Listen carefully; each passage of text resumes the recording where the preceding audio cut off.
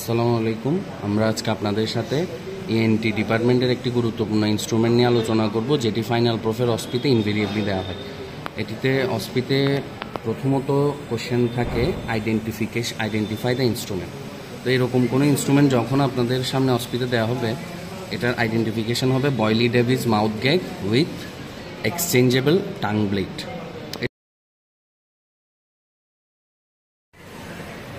এই ইনস্ট্রুমেন্টটি সাধারণত দুটি পার্ট থাকে, একটি হলো মাউথ গ্যাগ, একটি হলো বয়লি ডেভিস মাউথ গ্যাগ, আর একটি হলো এক্সচেঞ্জেবল টাং ব্লেড।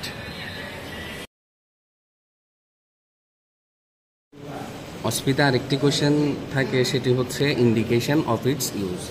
এটার ইন্ডিকেশন হচ্ছে আমরা এটা ব্যবহার করি বিভিন্ন ওরোফেরিঞ্জিয়াল সার্জারিতে for opening the mouth and depressing the tongue, like adenoidectomy, tonsillectomy, different palatal surgery, pharyngoplasty, excision of angiofibroma, retropharyngeal abscess drainage.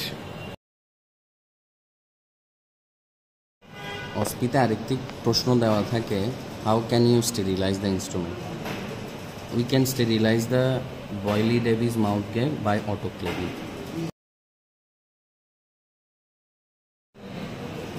অসপিতে আরেকটি প্রশ্ন থাকে, what are the complications may arise after using this instrument? এটা হবে এই ক্ষেত্রে temporomandibular joint dislocate হতে পারে, subluxation or partial dislocation of temporomandibular joint, injury to local structures like lip, palate, mouth. টেবিলে আমাদের স্যার অনেক সময় আমাদেরকে বয়লি ডেভিস মাউথ গেগ এবং এক্সচেঞ্জেবল টাং ব্লেডটি অ্যাটাচ করে দেখাতে বলতে পারেন এবং এটিকে হোল্ড করতে বলতে পারেন। সেটি আপনাদেরকে ডেমনস্ট্রেট করছি।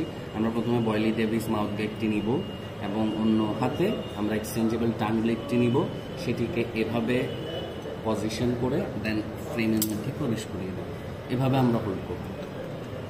আপনাদেরকে অসংখ্য ধন্যবাদ।